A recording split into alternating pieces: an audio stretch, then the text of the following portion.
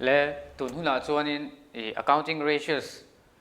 kan zirle nga amaro chu voinia hero chuanin practical problems voina tun huna hero chuan practical problems kan khoyanga ama khanin par masalama khanin a basic ho kha kan ennual to a chodan ol sam tak tak te hangte tin a omzia te kan soifia chuan tuna ero hi chuanin kan textbook ami equations har deuh nia kan ngai thei te khang ho kha a cho kan zir don ani le helaya hianin questions kan zia ka hi tuna kan solve ang questions a chuan current liabilities of a company tia current liabilities min pe ni tro current liabilities of a company are rupees 1,50,000 atia chuan each current ratio is 3:1 and asset test ratio is 1:1 atia calculate current assets liquid assets and inventory current assets liquid assets le inventory zong turin min tia ama ero chu current liabilities le current ratio le asset ratio chi amiron pe ni tro chuan ama sa khan kan soito ho han current ratio le liquid ratio zon dan che kan soya a formula ama ero chu formula a chuan current ratio equal to current assets divided by current liabilities ani tro chuan he formula hi current ratio zon nan cheulo pom han the ni current ratio isiata hei hi isiata hi isiat bok chuan formula thil pathum a oma pahni hi isiat chuan tro he formula manghin isiat lo chun chui zong chuak thei tro khatiang khan formula man tangkai dan karon zirpa don bok ani le chuan questions in current liabilities min pe a current ratio min pe a asset test ratio kan ti hi liquid test ratio ti nen khan nei nang reng o asoi dan adang ani mai chuan liquid ratio min pe a chuan chu ta tang chuan acting e kan ti thei dan om chun chu current ratio equal to current assets divided by current liabilities ani tro a formula kha hei chu kan hriat to kha ni a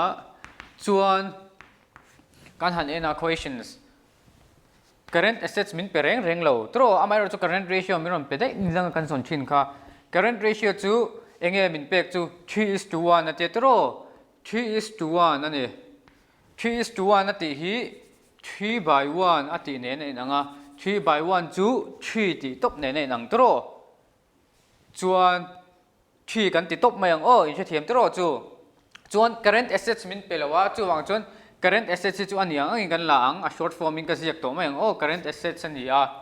chuan current liabilities min pem o min pe tro hei noi khat singa chuan thil pahnih kan neia pakhat kan nei lo chu kan zong chuak thei tro chuan current assets equal to kan tia 3 into a hnuai ami hi heta han kal chuan alo chho achunga om tonga tro chuan current assets chu engza nge ni tang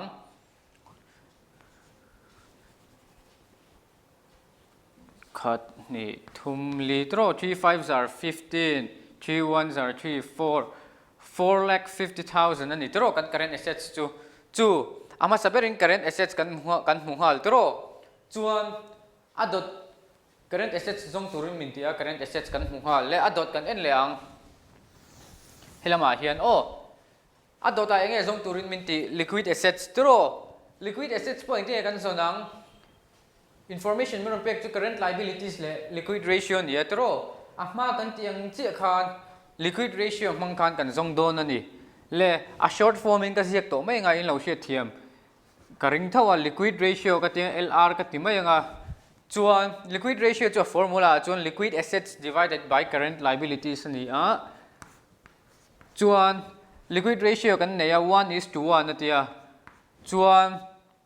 liquid assets kan nei lo le a current liabilities ro chu kan nei ni tro angai tho tro current liabilities cheng noi khat singa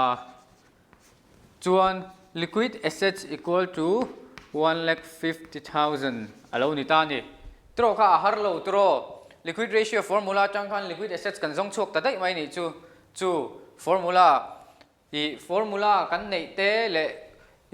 questions in information mi ron pek te kan man chang kai thiam angaya kan sik soi thiam kha angaya chu mi tu hiam tur chuan formula kan bel em angai ni o le enge dot le zong tura min ti inventory tro inventory zong turin min ti a tuna inventory zon dan kan lo en leang chuan inventory zon dan top a formula kha om lo ni tro amara chu inventory formula lan na pakhat chu enge liquid assets equal to current assets minus inventory plus prepaid kan ti khatro chu ta chuan liquid assets kan neia current assets kan nei bok atro chu car formula khan thil pakhat chi nei lo kan ne chu inventory ni chu formula mang chuan kan zong thei chuan kan en leang liquid assets equal to current assets minus inventory chuan he formula hianin liquid assets chu kan nei atro liquid assets chu ahma kan chhuah sa kha cheng nuai khat singa chuan current assets kha nachina kan chhuah sa kha kan ziak lang le lo kan nuai li singa ni ta ni cheng nuai li singa kan neia current assets po kan nei tro khu kan zon chhuah to kha chuan inventory chu kan nei lo inventory angin a lo omang a value kan nei very tlat lo chuan hemi formula tang hen inventory kha ol takin kan zong chhok mai don ni tro 4,50,000 anianga nam hei hi helama aron phei chuan 1,50,000 kha plus kha minus alo ni tong atro mathematical term deuh kha kan apply ve ngai ta ni chuan inventory chu engzat nge ni ta ang 3 lakh ani mai ta ni tro chu enge question in zong tura min ti ha kan zong kim ta em current assets kan nei tro liquid assets kan zong chhuak le to inventory liquid assets equal to current assets minus inventory formula mangin kan zong chhuak le a chu tro kha ha thil har om lowa amaro chu formula hi kan chiat bela ektin nge kan man tang kai ang ti kha kan hisab thiam kha poimo em ani le questions kan nei le ta a kan questions kan en hal mo pang o questions kan cherang le a firm has a current ratio 3:1 current ratio meron petro its working capital is rupees 2 lakhs working capital min pebok calculate current assets current liabilities and liquid assets tro current liabilities current assets liquid assets zong turin min ti assuming inventory of rupees 2,20,000 inventory kha cheng noi ni sing ni ang ni ta se ti in chuan kan chok ngal mo pang le ama sabera chuan current nachina kha kan solution masa khan current ratio equal to current assets divided by current liabilities ti khami fu current ratio mang khanin current ratio formula mang khanin kan zong chhuak ani tro ki current assets kha amai ro chu tuna khan kha formula kha lo apply don ta ila current ratio equal to current liabilities ania current ratio min pe a current assets min pe lowa current liabilities po min pe chuang lo tro chu wang chuanin hemi pathuma hen pahni tel kan ne ngai ni pakhat a om lo zong tur khan pakhat chau nei chuan eng te kong mai kan zong chhuak zon lo tro a figure kha current liabilities emo current assets chen exam nge tluk ti kha chu wang chuan ti dan thar kan ngai tu angai ta chu ta tak chuan let x kan tiang x assuming let x be the current liabilities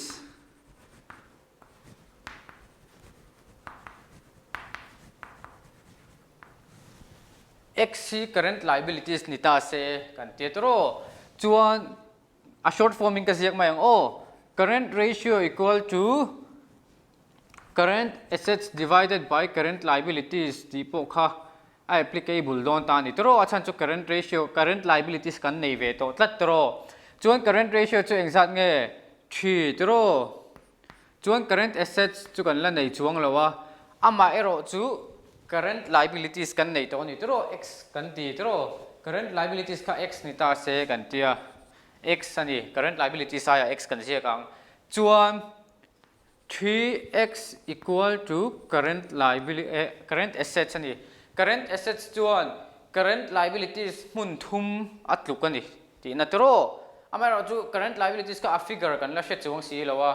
chu wang chuan kan tan chuan ti ngei na om lova hei ba ke chu chaw ngai na om ri lo ni tro chuan questions kan en le anga enge questions in min pek le each working capital ti tro working capital min pe a chuan working capital min pek chu engting kan han tangkai theang ti kan ngai to ani chuan working capital formula chu enge ti kan han ngai to phota working capital chu working capital equal to current assets minus current liabilities kan ti ta chuan chu kan hmang thei ta ni tro achan chu current liabilities kan nei to a current assets po kan nei a tro working capital po kan nei a chu wang chuan in working capital ha kan song thei ta ni le asira hen ten ka siak le mai o working capital a dot le a chuan hei hemi zo a chuan working capital kan zon anga ya working capital chu enge kan ti kha current assets minus current liabilities ani a short forming ka siak le mai o chuan he formula hen enge kan nei kan enta working capital chu kan nei cheng noi ni meron petro working capital aya noi ni kan siaka chuan current assets po current assets chuan 3x atluk kan te tro current assets aya 3x minus chuan current liabilities to let x be the current liabilities kan ti to hitro x lo ni ta se ti in kan assume to a chuan 3x minus x chu exam e 2x equal to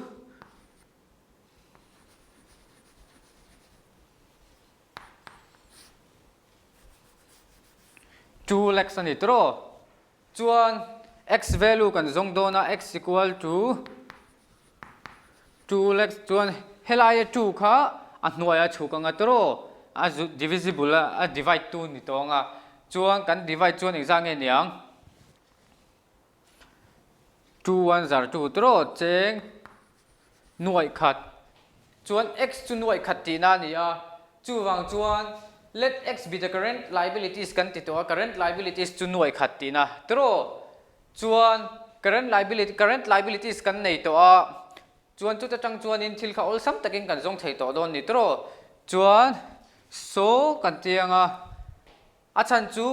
current assets chuan current liabilities mun thum atluk kan ti tro helai hi equations kan nei to tro chuan current assets po kha ol sam takin kan zong chuak thei ta ni current assets equal to 3 into current liabilities XI khan current liabilities value kan nei to ha kan siaka chuan le current assets po kan mu chuk le hal mai tro kan current liabilities na tang khan chuan he equations hi hey current assets equal to 3x current assets equal to 3x x value is 1 lakh tro chuan enge equations in zong tura min ti kan la ma ba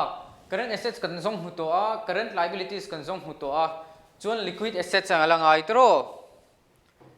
liquid assets chu engting kan zonang liquid assets kan zon dan tur chu he ta hena ron ti hi and liquid assets assuming inventory of rupees 2,20,000 ati liquid assets zon dong khan inventory ka cheng nuai ni sing ni angin ngai la liquid assets zong chuak tel bok ro aron te tro chu wang chuan inventory liquid assets amna khan inventory formula inventory tel ve na tur kha kan ngai to ta ni chu ta chuan liquid assets equal to current assets minus current assets minus inventory kha liquid assets formula kha kan mang thei ta tro a short forming ka siak le ang liquid assets equal to current assets minus inventory chuan liquid assets chu kan la nei lo tro kan zon tur current assets kan nei to tro current assets khan ne china kan zon chhuah kha cheng nuai thum ani tro chuan cheng nuai thum ani a chuan inventory chu engzat nge cheng nuai ni sing ni tro cheng nuai ni sing ni chuan cheng sing riat chu aol tro thil pakhat kha a poimo pera chuan question kan ena engtin nge step ma sabera ka kalang ti ingai tu thiam hi poimo ni step ma sabera tang khan step ma sabera na china po I a question ma sang in ti kan han tuma amai ro chu I formula a thil pathum nga ya thil pahni chek kan thil pakhat che kan ne thil pahnih kan nei lo kan hmang thei si lo chu wang chuanin current liabilities kha x angin kan han assume ta chu ta changchung current liabilities kan chop chhuak current liabilities kan chaw chhuak chain current assets kan chop chhuak le current assets alo to chuan liquid assets kha chu hei inventory min pe box si tro all sum takin alo zon chhuah thei ta ni chu kha ni mai apoi mo bera chuan question si enanga engtin nge I kalanga mo engtin nge ti anga eng formula mang hen nge kati ang ti kha ingai tu chhuah thiam kha apoi mo ber lai chu ni le adot le chuanin stock turnover ratio zon dan kan en leng le questions kan en hal mo panga calculate stock turnover ratio aron tia chuan information miron pek chu sales miron pe atro sales chu noi hi atia chuan gross profit miron pek dan ero adang de le ka gross profit 25% on cost atia cost 25% ka gross profit ani aron tia stock at the end stock at the beginning is 1/3 of the stock at the end that in tro stock at the beginning is 1/3 of the stock at the end atia stock at the beginning to stock at the end pun thuma chena mun khatani ati na ni ta chuan which was 30% of sales ati chu stock at the end to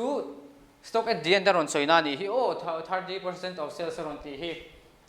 stock at the end which was 30% of sales ati hi stock at the end to 30% of sales 30% sales achanga 30% ka stock at the end chu ani aron ti bokani tro chu information ka miron pete de noi maya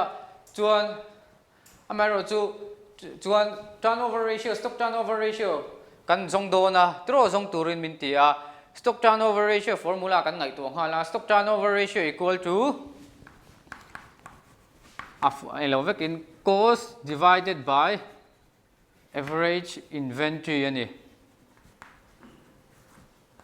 chuan questions kan ena angai na thau dom lo tro cost po kan nei chuang lo average inventory chu soi lo inventory stock at the end le beginning po a figure pa ngain meron pelo tro aboi choi no kanin son chopangai ta chuan engtinge kanin son chopang cost nei turin engtinge kanin sonang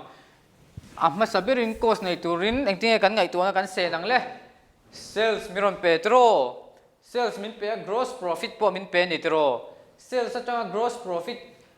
kan minus khan enge lo chuak dong kha cost ani tro cost equal to sales minus gross profit khan ita amero chu sales equal to gross profit tia han chaw mai thei ni lo achan chu 25% on cost aron ti gross profit kha cost min pe box si lo wa chuan amaro chu cost chu 25% ami cost ami cost miron pe si lo wa amaro chu gross profit chu cost ami amun za chena mun som ni panga kha ani ati le box si ya chu bang chon chu aboi tan noi maya amaro chu hemi mang hian cost kan zon chuak thei dan tur khom ta ni tro gross profit kan hmu thei pot chuan sales kan ne cost chu kan nei thei don chuan let x be the cost kan tiang cost kha x lo ni ta se tro chuan gross profit chu a short form vekin ka siang gross profit chu 25% on cost an te tro 25% chu 25 by 100 on cost chu x ani 25 by x hemi le cost gross profit chu ai nang che ni tro chuan 25 by 100 chu or ka tianga kan ti te chun 1 by 4 ani tro isem som chun 1 by 4 ani nga 1 by 4 x le 25 by 100 x ai tluk reng ani khoi mo du kan chet thiam dan jok khan kan ziak theyang chuan gross profit kan gross profit nei dan te noi po he teng hi ni amaro chu gross profit chu kan neya cost po kan neya sales po kan neya chu ta chang chuan engti kan tiang cost equal to sales minus gross profit formula ha kan mang don ni tro chuan cost chu x kan tia chuan sales chu enge sales chu question in cheng noi ni ani ti miron chila chuan gross profit hi enge gross profit chu 1 by 4x ani tro 1 by 4x ania chuan x le x kan da du na nga hei hi helama rom thei chuan plus ani tonga tro x plus 1/4 x ani anga chuan number hlang helama kan da anga chuan LCM kan la anga LCM kan lak chuan 4 tro 4 ones are 4 4 plus 4 ones are 4 1 tro 5/4 lo chuak ani tro kan hre thiam tro LCM kan lak chuan 5/4 lo chuak a chuan x plus 1/4 x chu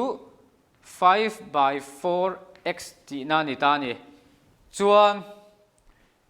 i whiteboard a thui blackboard a greenboard a thui lu tuk lo nan tlem ka short ka tang hei hi ni ta ni ama ero chu 5/4 x kan ti khan 4 hi ale lama lo phei chuan a hnuai om kha chunga lo chhawang tro into 4 ani ang tro chuan helam hi 5/4 x ni lo in 5x equal to 2 lek into 4 ani ang tro hei 4 kha a pheya a chunga chhawa chuan x equal to kan tiang 4 2s are 8 lakhs ani divided by helaya 5 kha a phei chuan a chuk vele chi ang tro 5/1 ni thin kha al equations le lama kal chuan 1/5 alo nianga tro chu wang chuan divided by 5 alo ni ta chi ani chuan x value chu exact nge ni ta ang 5 in kan divide do na tro 5 ones are 5 tro 30 ela bang 6 1,60,000 ani ta ni tro kan x value chu chuan x chu enge ni let x be the cos kan ti tro chu cos chu kan nei ngal mai tro cos chu cheng nuai khat sing ru kan ni chuan stock turnover ratio zong tur khanin cos kan nei to a amai ro chu in average inventory kan nei le ngai ni tro average inventory chu engting e kan nei theang kan en leang cost chu kan nei sa to a problem pakhat chu kan zo phota chuan information min pek kan han chiara stock at the beginning is 1/3 of the stock at the end tatia stock at the beginning chu stock at the end to tanga mun thuma chena mun khatan ni atia chuan stock at the end which was 30% of sales ati stock at the end chu 30% of sales ati atro chu kan lang o closing stock emo closing inventory tiang o ai nang renga closing inventory chu 30% of sales ani chumi inatluk chu 30/100 into sales chu cheng nuai ni kan ti tro equation ni mirom pe a chuan example ni ta 6 tro